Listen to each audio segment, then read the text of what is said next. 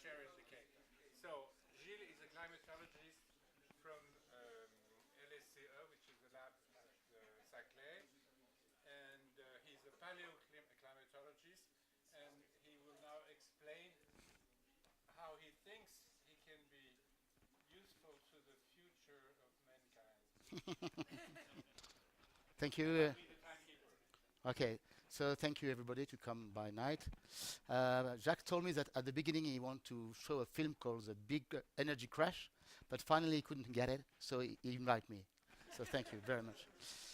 Okay, so in fact, as he said, I'm a modeler, a model of climate, and I discussed during more than 1 year with Jacques, Hervé, Jean-Marc, Jean Covici, and many peoples. And they offer me tonight in about half an hour to explain you what I think about the fact that all the climatologists, in fact, during these last let's say 30 years, they organize themselves to produce this well-known IPCC report each 5 years. And from that experience, I thought we can do something on energies. This is what I will try to explain you. So the next slide is about the outline of what is in my brain, and it will not take, I think, more than half an hour, and then we could have a discussion. So the first step is to think about what is the added value of being organized at an IPCC. These have some drawbacks, but also some good things. And I will show you that this provides a good basis to make some research on the impact, and also that this research on climate change impact has been shown as quite important to communicate, of course, with. And due to all this, which are the three first parts, I thought that a very big issue was energy. And I will come to that during the second part of my talk, and I will try to make some analogy between the way we know, we think, and scientifically we get a framework from climate and what we can do for energy. So the first slide is a slide, you will get the same for energy, is about where we are concerning the present day climate. So this is just a picture that you can find in the report, the fifth report. And you can see here only, it's just a matter of fact, what is measured in terms of temperature, sea level rise, and CO2 for this period. So this is some recent data. Myself, I work on, as Jacques said, on paleoclimate. So, but this evening I will not spoke about paleoclimate mainly. I will talk about future climate and present day climate. So from that, next slide, we show that we want to make some projection. So to do that, we get a hierarchy of model, but this evening I will mostly talk about the general climate model, which are the most sophisticated model of Earth system. I don't like this expression because it is not really an Earth system. It's just a kind of two fluids, dynamics, atmosphere, ocean, a little bit of vegetation, sometimes cryosphere when we take into account long-term differences. So we get this big model. There are some 20 models like this in the world. In France, we get mostly two, one in Toulouse and the other at IPSL, where I work. And from that, you make some projection. So the next slides show you the projection that we get. And here, what you can see here is the changes that are projected for the next century concerning mainly the temperature and sea level rise. And what you see here is a difference that you get depending on the scenario that you use. So a very important issue here is the fact that on narrative basis, there are scenarios, and the most sophisticated computation machine works on this scenario. So we can criticize this scenario. For instance, I know that Jacques is not very glad of the RCP 8.5, but there are different scenarios, and on these scenarios, a lot of science is bring. So I will not go into details, but there is one scenario which could be called as RCP 2.6. This is a scenario we control what is going on, and after mid of the century, we are able to make the CO2 constant and then to decrease the concentration of CO2. And the RCP 8.5, to say it very briefly, it's business as usual. We don't do anything and we look what happened. And so here you see the difference in terms of of sea level rise and of temperatures. And what you see is something that everybody knows, I think, in this room, is that depending on the scenario of CO2, the CO2 pathway that you use, you will be beneath 2 degrees Celsius if you use RCP 2.6, or you will be between 4 or more degrees Celsius at the end of the century. And it's the same for the sea level rise. If you control, you can keep under 40 centimeters, but if you don't control, you can go beyond above 1 meter. So the next slides, the next slides show you in terms of anomaly at the end of the century compared to the first decade of the century, temperature for the upper panel and the precipitation for the bottom panel, both in terms of anomaly, and this is for the weak scenario on the left or the strongest scenario on the right. Okay, what you can see with your eye on these scenarios is that, of course, depending of the scenario, the amplitude of the warming is different. If you are if you take more caution, you can see that there is a change between continent and ocean. Of course, the continent warms more. Why? Because the ocean, they can evaporate water, so this is just physics. The continent warm more, and what you can see also is that the high latitude is warmer than the equatorial area, and this is mostly due to the albedo effect of the snow. So, okay, all this is something that you can see very easily, and you can see also that the response in terms of precipitation is very different. I mean, it's not always in the same direction. There are areas that will be drier and areas that will be wetter, of course, because of Clausius-Clapeyron. In a warmer world, you are also in a wetter world, but you really need general circulation models to compute this precipitation, which is really different from an area to the other one.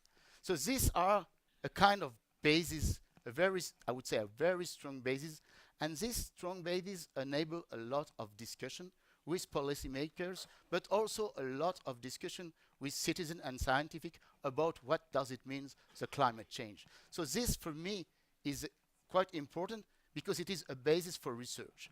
So, okay, now that we get this basis, we can go a step further, and I will show you one study that explore from that where we can go if we explore other pathways. So the next slide is just a discussion to say that the climate system is very complex, and in fact with our model most of the time we capture only what we put inside the model. That means what we think will be the future, but this is mostly forced by the CO2 pathway we use.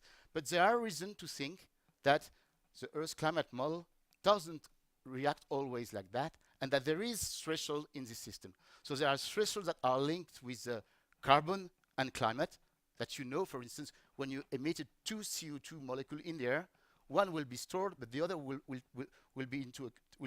disappear due to the continental biosphere or to the marine biosphere. And this ratio is not fixed forever. It can change, of course, depending of the warming, for instance. Another thing is that you can have feedback that are positive. For instance, here concerning climate and carbon, you can melt the permafrost, and this will be taken into account in the next report with more caution. And you can also maybe destabilize the clatrat, but this is another story. I will not come into this. But there is also thresholds that concern the cryosphere and the climate. If you melt the ice sheets, you will bring a lot of fresh water in region where there is formation of deep water, and then you can decrease drastically the transport of energy. So here I will show you one example concerning the cryosphere and the climate, and show you how this can impact many aspects of the world and the climate of the world. So the next slide is just to tell you that what happened from the past, and this is the only time I will really discuss about that, what happens when you melt an ice sheet. So from the past, we perfectly know how the last deglaciation occurred. As you know, 21,000 of years before present, there were not 2 ice sheets, but 4 ice sheets, with a big ice sheet called the Laurentide over the Canada and North America, and another one called the Fennoscandian over North Europe. And these 2 ice sheets that disappeared in 10 kiloyears, from 20 to 10 kiloyears before present. In 10 kiloyears, they disappeared, and the sea level rise about 120 meters. So Laurentide is about 90 meters, Fennoscandian 30 meters of sea level. So when they disappeared, they don't disappear very smoothly like that, very linearly. No, they disappeared by burst. So we get a lot of evidences that when an ice sheet is melting, it doesn't melt very, very linearly and smoothly, but really by burst with episode of rapid melting and episode more cool. So this is one line of evidence. Another line of evidence is that most of you know that there is the last million of years, 80% of the time we get 4 ice sheets in the glacial climate, cold climate, and 20% of the time, mostly or less, interglacial, like today, with warmer climates. But what is less known is that during glacial time, the Laurentide ice sheet mostly is unstable, and every 6 to 7 kilo years, she lost a part of her mass. And so the glacial climate is not only cool, it's also very unstable compared to the interglacial.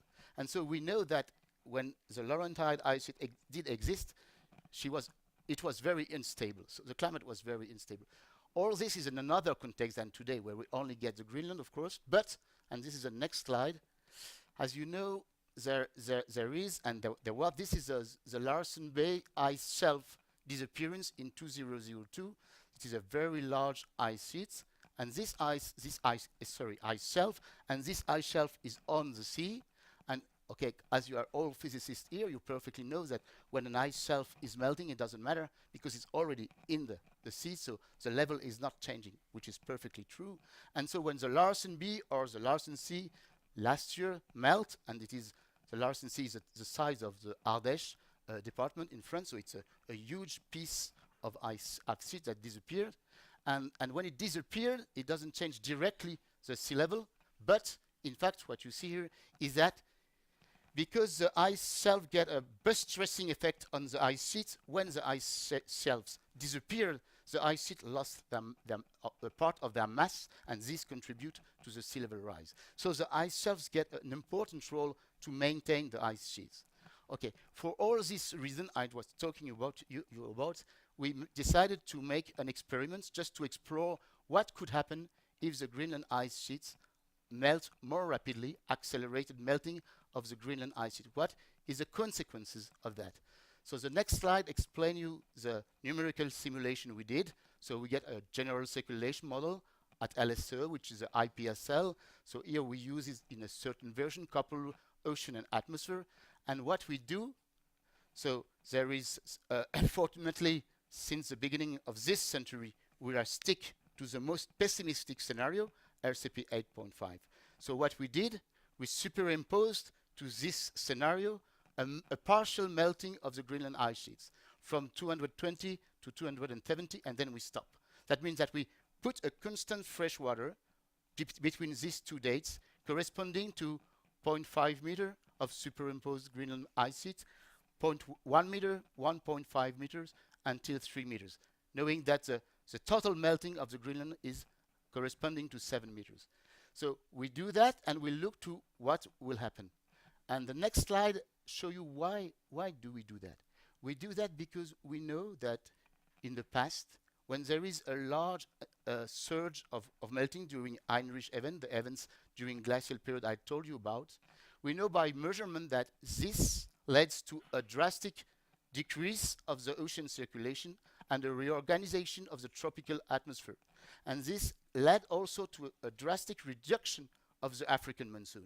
And so this is well known through past data, and this guides us to make these experiments. So here what you see that if you get in this framework a big Atlantic meridional ocean circulation or a small one, it will change on the plot, the 4 plot here. You see that it will change the atmosphere, and especially it will seriously decrease the African monsoon. So we did the same experiment. This is the next slide with also 4 plots, but this time we get the atmosphere ocean model.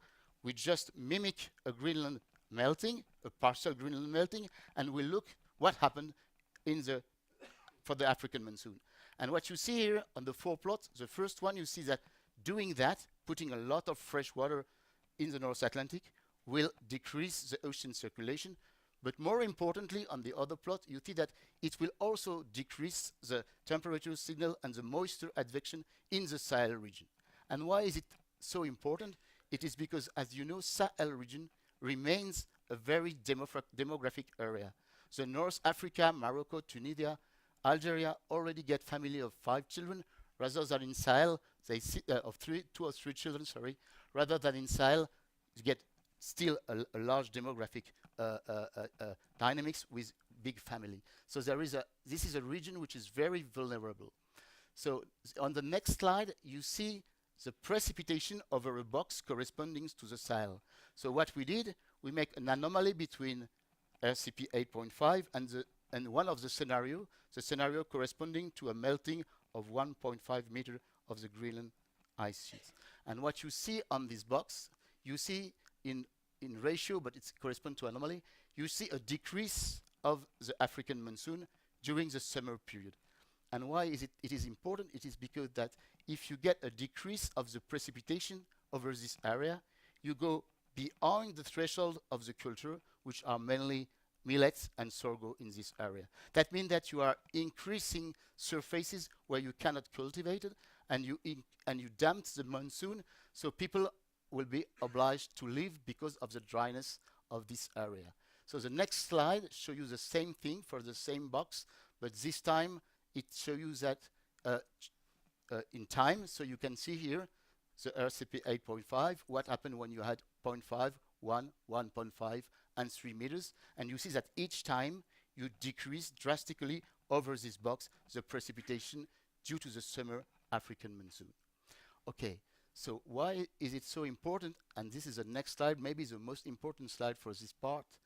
If you are curious and you want to know what happened in the 21st century in the Sahel region due to the different CO2 pathway, you will see that all the models get a different response. That means that for African monsoon, in the chapter concerning African monsoon and Asian monsoon, you can see in the last report that some models show an increase, a decrease, a change in localization, or not any change in localization. But when you put a lot of iceberg over North Atlantic, which is another thing, then you get a very strong response of the African monsoon. So on the top plot, you see the different RCP, but we are here only interested by the red one, which corresponds to the RCP 8.5. And you see that everything is possible when you just increase the CO2. But when you make a surge of iceberg, as we did, you get a large variation of the monsoon. And on the right plot, the figure on the right shows three important things. The A corresponds to the agricultural surface that we lost due to the decrease of African monsoon. The figure B shows you that this is leading to a large migration of population. So the B curves is considering the population as today, whereas the C curves corresponds to accounting for the population dynamics, also including the IPCC as scenarios, and of course it is much more important. Okay, so now I think so. The next the next slide is just to show you what happens and how much the region are impacted when you don't. I don't speak anymore about the superimposed melting of the Greenland. I just show you what happens if we fill the bass by 0.5 meter, by 0.5 meter or 2 meters in different regions. And as you can see here, the most impacted region, of course, is ASEAN. And just the fact that the sea level rise, either from 0.5 meter or for 2 meters, obliged a large part of the population to migrate, directly or indirectly. And the next slide is just to tell you that what we show finally in this example, based on the most pessimistic scenario, but which is the most realistic, unfortunately, is that if you get an accelerated melting of the Greenland, and this is not completely excluded, you will have impacts on the tropical area in regions that are densely populated. That means that you will have a migration of the population as you expect on the coastal area, but also migration of the population in the monsoon area where there is a very high density of population. And just to get a step further, and I will not discuss that here, we do something different. We looked about the human migration, as I told you, but then we also get a collaboration with people working on pathogen vector dispersal in Liverpool to see what will happen about if there is changes in the tropical hydrology that will lead to changes in the malaria region of dispersal region. And this is just that shows you for different scenario. Okay, the 4 main scenarios, so you can just look to the RCP 8.5 here. Just that, what will happen?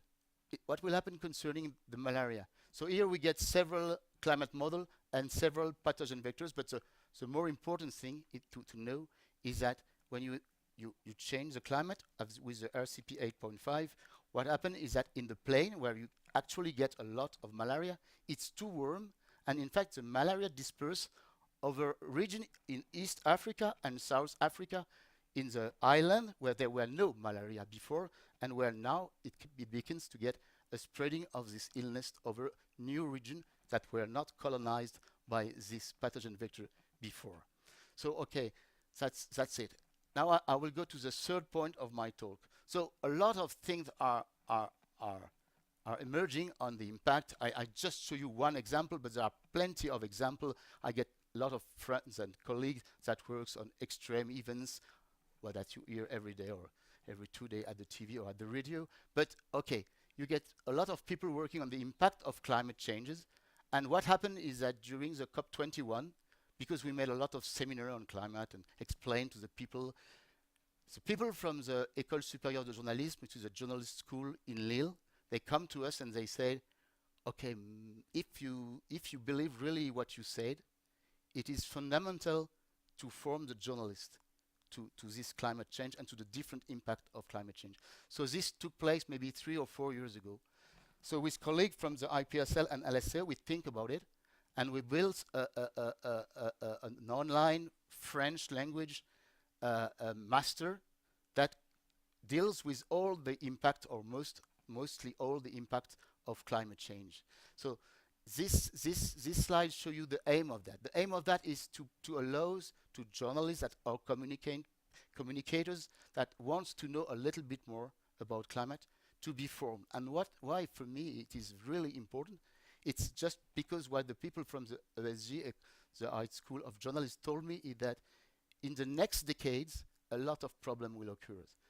The more the journalists will be formed, the more they can have some ideas, some tracks about climate, their knowledge increase about climate, the most it will be powerful and efficient to communicate. So we decide to do that, and the next slide show you a little bit what we did.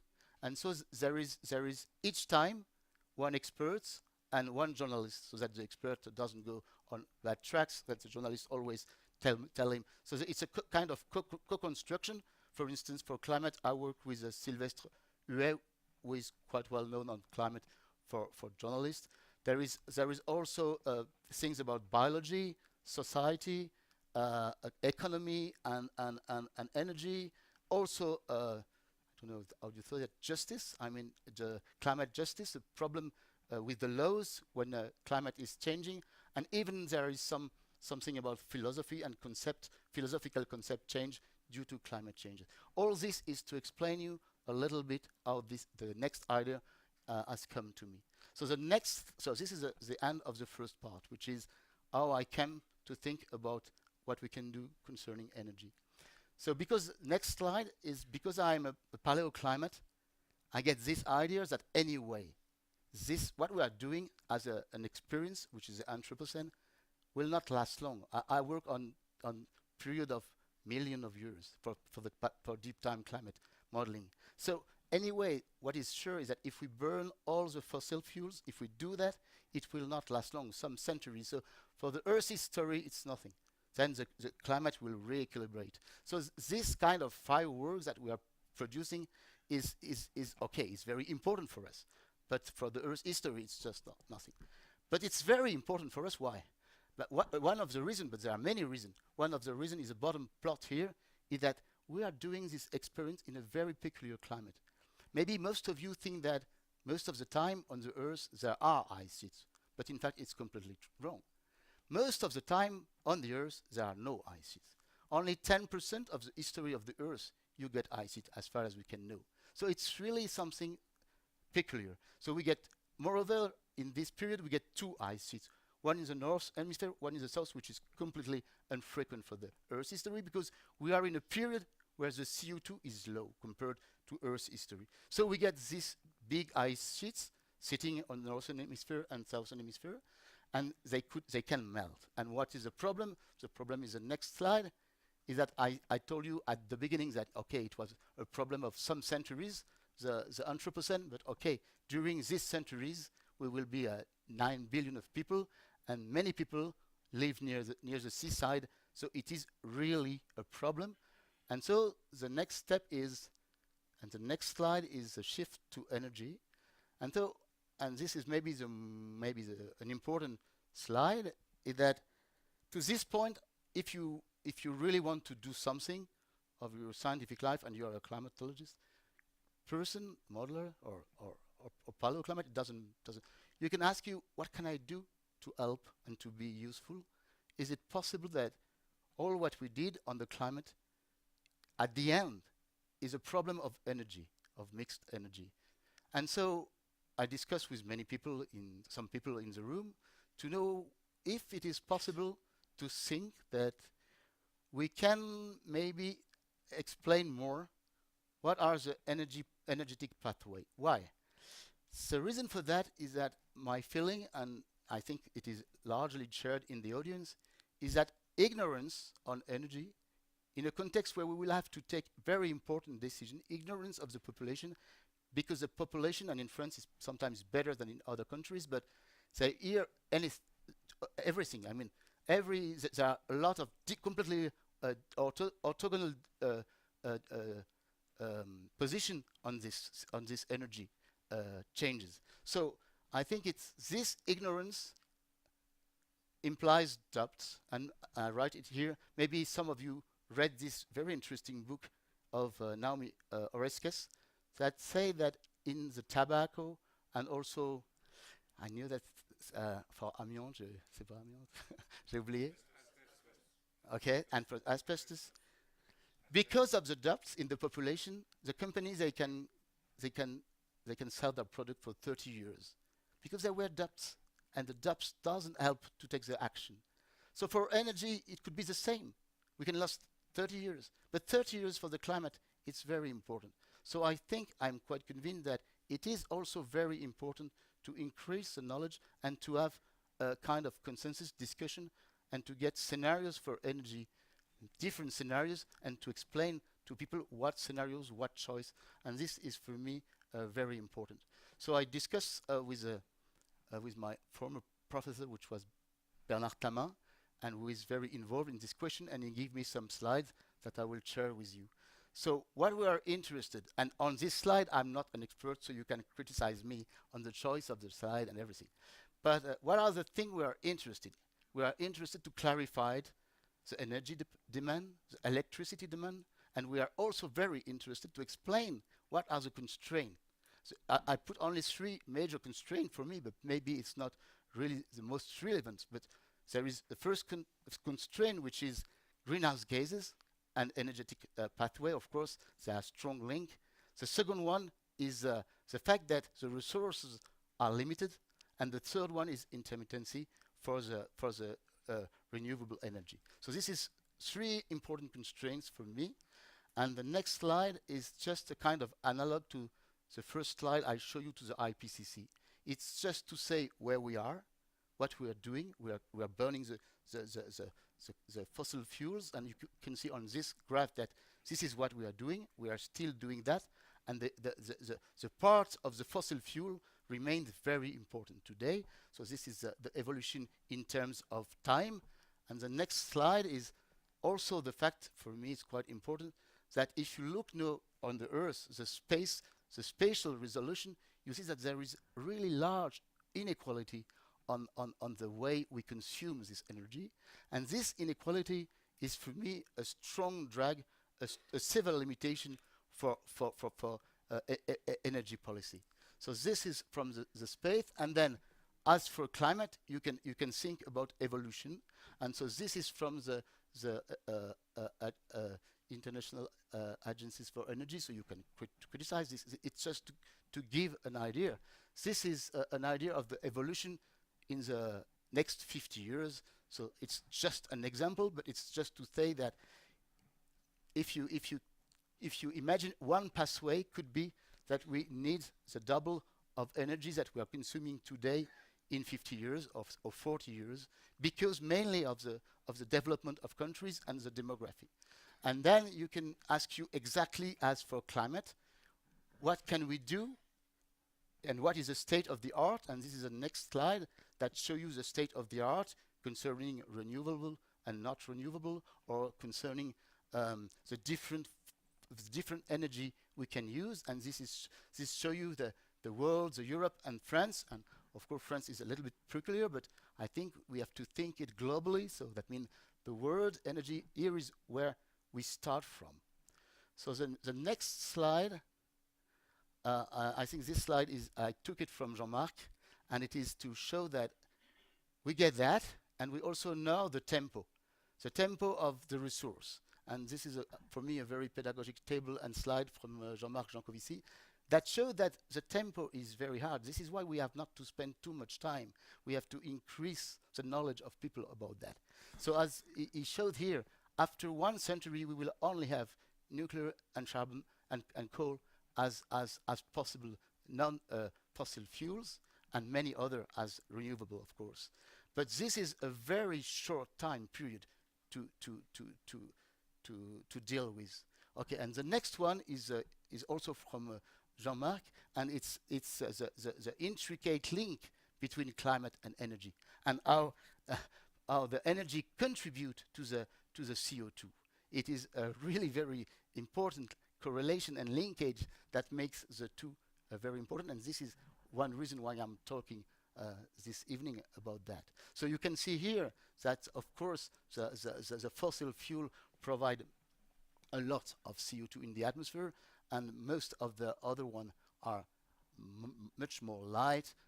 Of course, photovoltaic, it's not so negligible because of the construction of the material, but okay, it is really an intricate link, and you can see here the impact of the different sources. Okay, and then just some little ideas. This is just to say that you can also do projection, like for climate, and I'm not an expert, so I just write here what seems to be interesting in this projection. This is the fact that in the next decades, the part of the renewable energy in the increase of electricity will be, I think, in 2040, about 40%, which is very important, which also corresponds to 25% of the net energy. And also that what is important is the fact that indeed in this increase, the renewable energy takes an important role. So the next slide is also from so it's also something I'm not really an expert on, but I think it was interesting to get some figures about the role of renewable, and also about the kind of advice that the International Energy Agency give for the next scenarios, the kind of energy and the speed with which we have to get rid of this energy is still open questions, of course.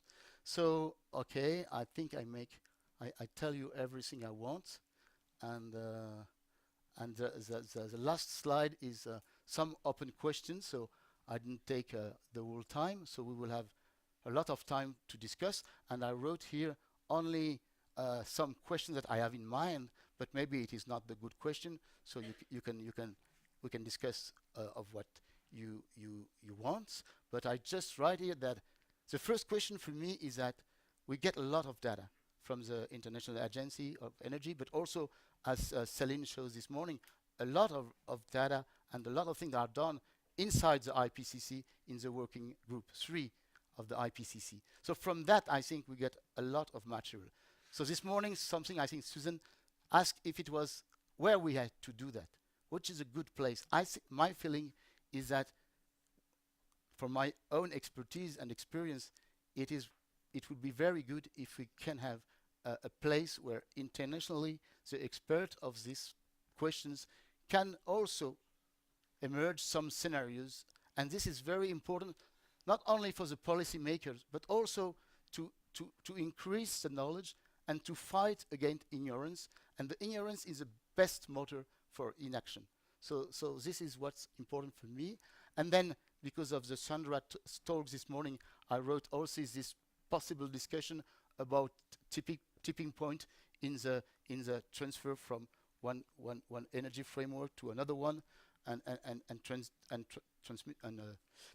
energetic transition. And also, what is maybe the most important for me is to increase the level of knowledge and to fight against ignorance. So it's about education on the choices of energy for the 21st century. Thank you very much.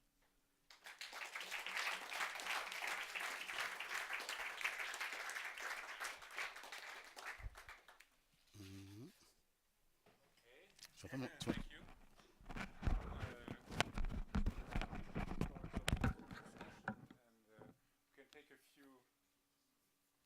A few comments. It's not only questions, it's comments, and we'll see how to organize the discussion then. This and then Sebastian. Yes? Stefan Wieland, physicist. If I remember correctly, ice ages, for instance, are triggered. Can you wait till you have the microphone? Sorry. Stefan Wieland, physicist, CA Saclay. If I remember correctly, ice ages are triggered via stochastic resonance through the precession of the Earth axis, and also maybe also through the change of the eccentricity of the Earth orbit around the Sun. Now, this would be a climate change triggered by astronomical boundary conditions. In climate modeling, do you take into account those kind of factors, or are those negligible? As a paleoclimate modelers, I am, and also Didier, who is in the room, we are very interested to test our model with different forcing. So the anthropogenic forcing is a CO2 forcing, as you know. But to show that our model are able to reproduce the interglacial glacier, of course, we do exactly what you say. We change the orbital forcing, which is something that we can compute. And Jacques Lascar, for instance, he computes this variation of precession, eccentricity and obliquity till maybe 40 million of years. So we know exactly that. So we can force our model with exactly this forcing, and to understand how we get from a glacial to an interglacial, or from the interglacial to the glacial. So this is, of course, very important to test the sensitivity of our model, and this is something we do, of course. Thank you. Well, just one thing, because you give me the possibility to say. Thanks to the ice coring, we also know that during this big climate change corresponding to glacial interglacial, the CO2 remain in the very narrow window. In glacial times, CO2 is 180 ppm, and in interglacial times, it is 280 ppm. And now we are 410.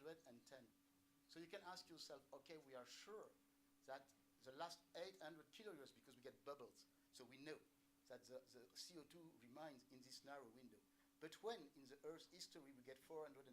So if you look, you get this value about 3 million years ago during a period called Pliocene. Okay, good. And what did we get during that period, which is quite near 3 million years ago? From a tectonic point of view, it's nothing. We get a 15 meters sea level rise. No Greenland, no West Antarctica, and the thermic dilatation of the ocean, it makes about this. So that means that if we stop everything today, mostly, we just remind to 410, at long term, this is the Greenland will equilibrate, but it's long, with this radiating forcing, and will melt. So this is something that will take time, because the cryosphere's time response is long, but Greenland is not an ice sheet that is able to maintain with very high CO2. Greenland come only 2.7 million of years ago with a CO2 which was already low. First of all, I would like to thank you very, very much for this remarkable talk. Now, I have a question about a little detail which is important too, I think. You quickly mentioned the melting of permafrost, and you said that the next report by the IPCC is going to take that into account. Better. But could you tell us a little more, please?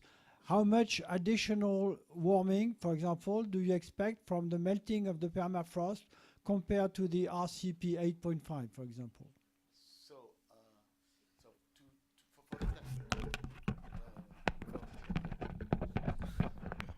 for those that c'est pas grave, faut m'entendre.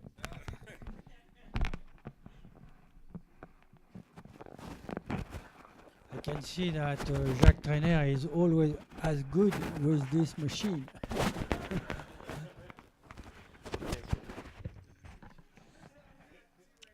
Okay, it will go like that. So yes, it's a good question. I go quite fast. There are important regions that store carbon inside the Earth system. One is the permafrost. It is frozen area. You get a lot of that in Siberia and also in Canada. And this area, if they melt, they will put in the atmosphere a lot of methane. And as you know, methane has a instantaneous greenhouse properties that are about 30 times bigger than CO2. But methane stay on the atmosphere only 10 years, and then it oxides in CO2. So if we melt all the permafrost of this region, and it will be methane and CO2, and it will become something. If we melt all the permafrost, it will be something, I think, about 100 ppm addition from what we already get when we will melt all the permafrost. Another important storage, which is more difficult to destabilize, luckily, it is a clatrat. Clatrat are enormous reservoirs of methane at 800 meters in the ocean, and this hopefully will be much more difficult to disequilibrate, but it's enormous reservoir compared to the permafrost. So to answer to your question, I think that in the next assessment report, they will better account for the permafrost release during the 21st century, but the order of magnitude is something as 50 to 100 ppm supplementary CO2 due to the melting, with the fact that in fact you also emit methane and CO2. But methane doesn't last long in the atmosphere anyway. Jacques Charté-Kastler from the Center for Research and Interdisciplinarity. Apparently, for the clathrates and the methane from the permafrost, bacteria are eating the methane and converting it to CO2, and the effect would be apparently negligible compared to our CO2 emissions. But why don't you mention the soils as a source of CO2 emissions? Because it has been proven by multiple studies that soil, when heated, release CO2 in massive quantities. And knowing that the first 30 centimeters of the soil contain as much CO2 as our atmosphere, it would mean that really fast global warming will release a lot of CO2 and have a huge effet de seuil on our atmosphere. Okay, I will answer to that question with a very, very simple example. Do you know how long the soil existed on Earth? It's very new, in fact. The life on Earth is mainly on the ocean. It is on the ocean from 3.7 billion of years, where the first traces of life existed, to today, and it's only during the Devonian period that really the vegetation developed over continents. That means that before, let's say, 450 million of years, the continents were desertic. Okay, why did I answer that to your question? Because it is a good experience. That means that when the vegetation come during Devonian and colonize the continents were deserted, yellow, and they become to be green. So there is an albedo change, But as you said, the most important is the carbon, because it opens a new carbon sink.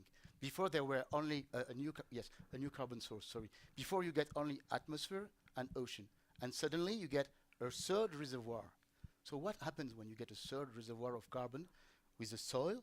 It decreased drastically the CO2 in the other reservoir, especially in the atmosphere, which is a very rapid reservoir.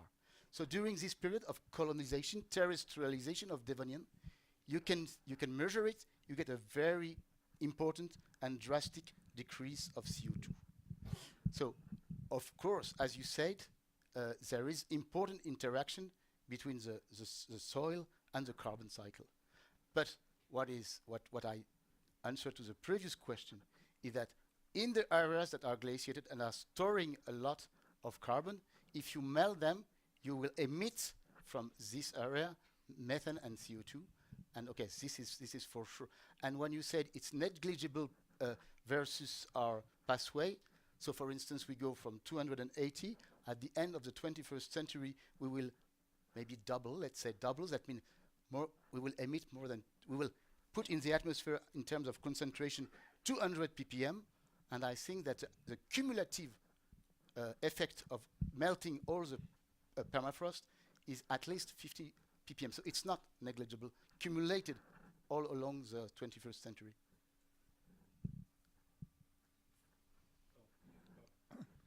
Well, I could listen to this for another hour, but I do have one question pertaining to the, well, maybe it's not so important. I was thinking of the snowball Earth episodes in the past, and I wonder if you have something to say about how that happened. Did you get 1 hour? Okay. If you get 1 hour, Another question. No. I'm very fan of this period because it is one of the very short events in the geological time scale of the Earth, where there is a deregulation. That means that most of the time on Earth, the temperature is and the hydrology is regulated more or less, and this is why there is life on our Earth since 4 billion of years. But there are periods, very short period of time, where the snowball appears. But this is another seminar we can discuss because it's quite long. What do you say to people who say that sunspots are causing climate change instead of carbon? There are quite a lot of people out there now. I think this was a debate some decades ago. I think it's mostly stopped because, unfortunately, the sunspots are just decorrelate with the temperature actually. So I think, you know, there is a big discussion to know some decades ago for me, but maybe a lot of people in this room disagree with that, but some decades ago you can discuss about what are we doing now? Are we really doing an anthropogenic experiment with a large increase of CO2 that will warm the Earth, or is it another forcing factors? It's completely not related. But this discussion for me is mostly over because there is no correlation between the sunspots. That doesn't mean that the sunspots do not act absolutely, but all the models, they show that the changes of luminosities with this cycle of the solar, this very small cycle of 11 years, 200 years, it is a very, very weak perturbation. And to amplify that, to get what we have today, it's very difficult. You have to change a lot of things, the cloud properties, a lot of things. So I think it is an interesting, it is always interesting to doubt. So you have to take and to verify and to check. But this reason for the global warming is inappropriate. From what I've read, people mix in the newspaper, mix the variation in the number of sunspots with the variation of the irradiance of the sun, which is totally different. Thank you. We need to have quick answers. Thanks for your talk. Just for, I guess, information, Jacques, and other people here at the. So this is Kerry King from the University of Texas. We have a journalism workshop as well, where we bring in journalists, about 30 or 40 every. I think we've done it every 2 years now for 3 years, to talk about various energy issues, and we get people across campus just to tell them what's going on so they can hopefully be a little bit more educated when they talk about energy issues. So I think that's very important. So it's good to hear that that's going on in other aspects of the climate. Your talk here, I think, is trying to help us provoke how we organize ourselves. In some sense, I guess the IPCC organized itself, I guess, before there were a lobby, if you will, of quote unquote climate deniers. Maybe we have sort of the opposite initial condition. We have a large set of existing energy models that are out there and that people trust to a lesser degree or believe or don't have any reason not to believe. And we're sort of a group here saying, well, they're actually a little bit wrong and they need to take a couple of things into account a little bit different. So in some sense, we'd be the deniers to their existing models. So this is maybe an open question. In terms of how to approach that, it seems like it's a different starting point. And I'm kind of wondering, how does a group say, you've been running these models and there's a couple things a little bit wrong about it. You could do a little better. We're here to help. But I think if you asked people 40 or 50 years ago, before the IPCC, they wouldn't imagine that such an experiment will take place. I mean that most of the experts, they converge to make some report every 5 years. And I had to say that 99% of the experts in climate agree with this report. So there is a kind of large consensus. That doesn't mean that the report answers all the questions. There are a lot of uncertainties. But the people agree on this uncertainty and agree. And for me, the most dangerous thing is just inaction based on ignorance. This is really tremendously difficult. If people just have emotional reaction, they do not have the skill to understand what will happen in the next decade, they cannot choose. It will just be impossible. So after that, I think it's a huge effort and a long-term effort to converge to different scenarios, to agree, to make a consensus, will be a very long time. It will take some years, maybe some decades, but I think it is something we can do which will be very useful to show the different scenarios. There is not one scenario, of course, especially concerning energy. There are different scenarios, and people should discuss together, not to fight against themselves to know which pathway the best, but just to try to make a kind of consensus, just to explain people what are the possible choice. Because if people listen to the radio, something and it's contrary, they do no action. So for me, I don't think it's easy. I don't think it's short time debate. I think it's a long way to go, but I think it's a very interesting and exciting way to go, because it is tremendously important for the choice that people will have to make. Okay, so my question is on your model, and I'm wondering if anthropogenic heat release are taken into account. Are they negligible, and will they be negligible forever? You mean at long-term scale? Or Yes. This is another question.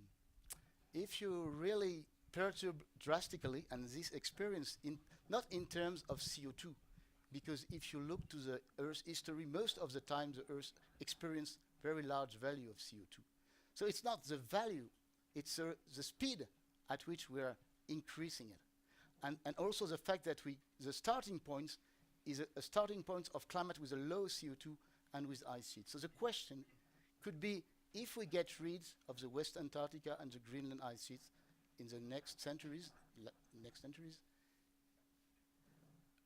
will the Earth will come back to glacial, interglacial anyway?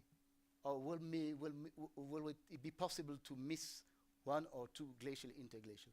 And this is an open question. It is possible, for instance, during Pliocene, the period I told you 3 million years ago, where we get also about 400 ppm of CO2. And at this time period, there were not a big oscillation between glacial and interglacial, as we know, because the CO2 was too high. So that means that the perturbation that we are making, as I said, in terms of perturbation, will anyway doesn't last long, because we do not get the fossil fuels to last it for thousands of years. But the impact of the climate change and the irreversibility on the system could be much longer, of course. Thank you, Klaus Lackner. Thank you for a great talk. Mine is less than a question than a comment. I think your idea that the energy stakeholders in this story have to come together and tell the story from the side of the energy rather than just from the climate change perspective is actually very important. To give you an analogy, if you worry about noise reduction, we can start worrying about cars, and the next thing you tell me, we really shouldn't have any profile on the tire because that's very noisy. And this would have very many other negative effects, but we are starting from the perspective we need to fix the climate change, and that of course is correct. And clearly the biggest player in that story is energy, but energy is also important in its own right. Otherwise the solution would be we just give up on it. Right? We need the energy for social equity, for development, and so we need to figure out how to do this right, and this is more than just dealing with climate change. Okay, I agree with that.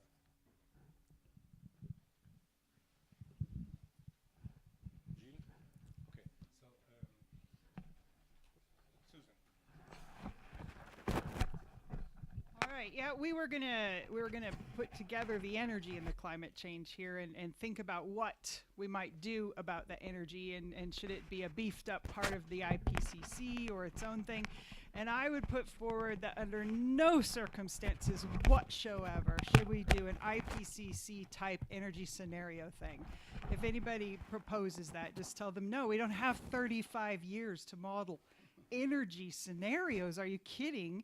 I mean, modeling climate, that's science, but energy is other things. It's not a thing that it matters what the scenarios are. It matters what today people in a position to invest in something do.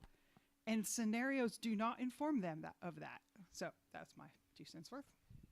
Thank you, Susan. I don't know. Maybe you're right.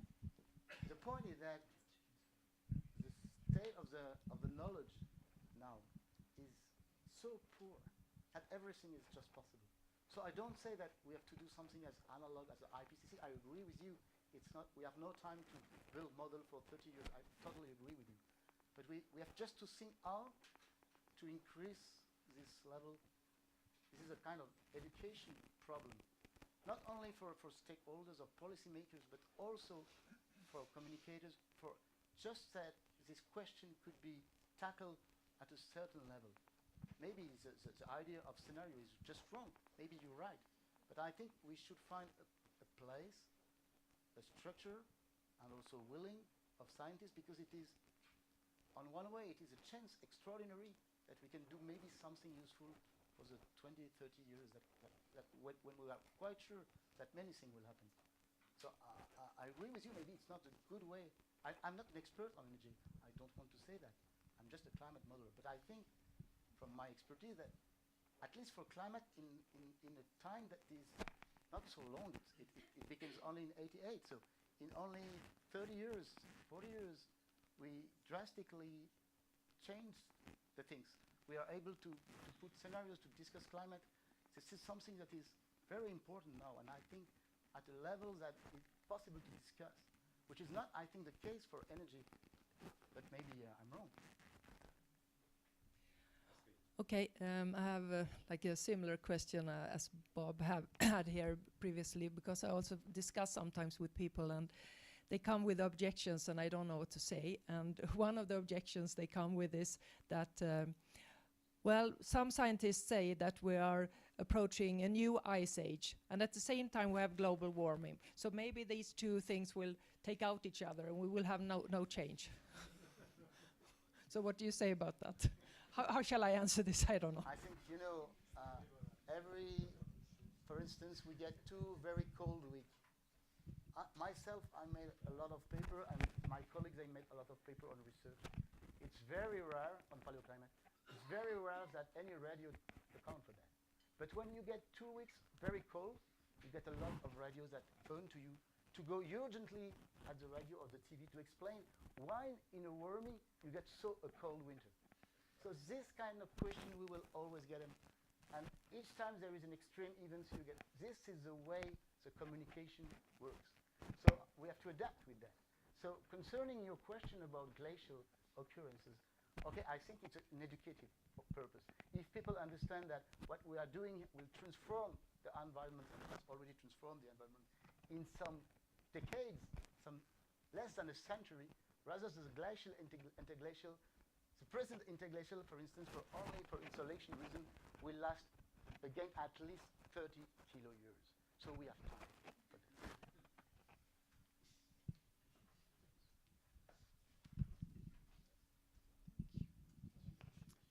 Nadia, it's Nadia. I was about to say that. So Nadia Maizi from Mines Paritech. I have a question about this idea of consensual scenario, because I don't understand the idea of consensual. What do you mean? And don't you think there is a huge community of modelers that are working on energy systems and that are proposing these elements that can bring the fact that climate is a big issue and has impacts for stakeholders and for citizens? Yes, I think exactly what you said. I think that maybe consensus is not a good idea, a good word to use, because, for instance, for the pathways that are driving the climate, there is no consensus. There is just scenarios. There is scenarios. RCP 2.6 is just unrealistic. We know it. RCP 8.5, for other reasons, is also maybe unrealistic. But it shades light on a phase space where you can investigate, explore, and discuss. I think for the energy, it is also possible to discuss and to have pathways and to discuss the impact of these pathways. So if you tell me it's already done, okay, it's good for me, no problem. But I don't get this feeling that from a citizen point of view, or even stakeholders or policymakers, it is so clear.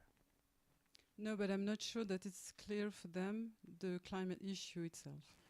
I agree, but for climate we make a lot of effort to try to do it.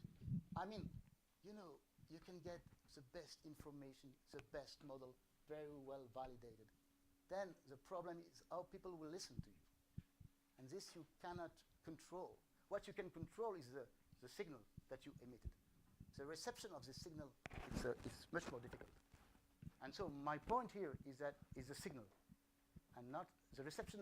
I'm interested in as a citizen, but I don't think I manage that. Anyway, merci.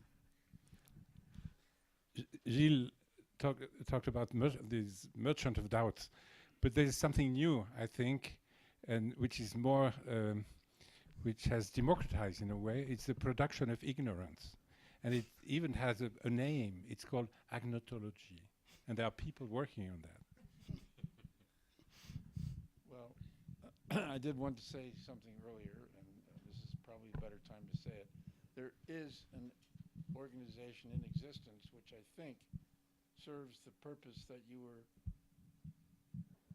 suggesting needs to be served, and it's called the International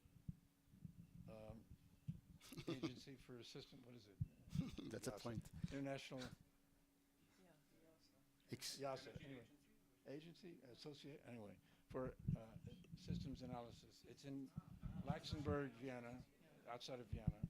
It's an international group. That's really the point. It was set up in the time of the Cold War. It came to a major change in direction around the time of the end of the Berlin Wall and so on. And it is now largely focused on energy as a major subject. And it has, in the last, I don't know, 5 years ago, came out with a huge report, which apparently not many people here have, but I have it. And, sorry? The global energy. Yes. Yeah. And it's a it was a major study and well worthwhile, and I think as an organization, it sort of fills the bill. Okay, so yes, this is interesting. That would be my